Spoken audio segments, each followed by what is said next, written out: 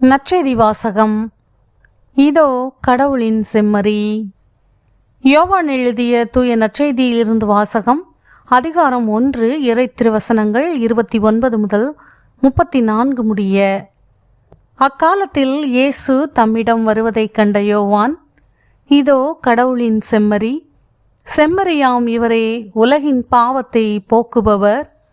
எனக்கு பின் வரும் இவர் என்னை விட முன்னிடம் பெற்றவர், ஏனெனில் எனக்கு முன்பே இருந்தார் என்று நான் இவரை பற்றியே சொன்னேன்.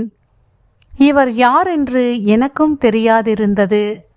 ஆனால் இஸ்ரேல் மக்களுக்கு இவரை வெளிப்படுத்தும் பொருட்டே நான் வந்துள்ளேன்.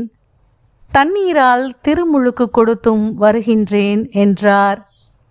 தொடர்ந்து யோவான் சான்றாக கூறியது, தூய ஆவி புறாவைப் போல வானிலிருந்து இறங்கி இவர் மீது இருந்ததை கண்டேன்.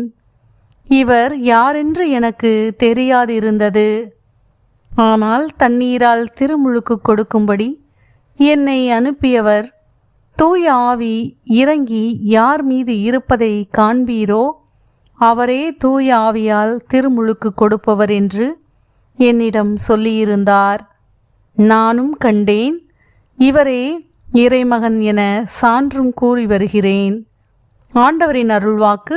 கிறிஸ்துவே உமக்கு புகழ்.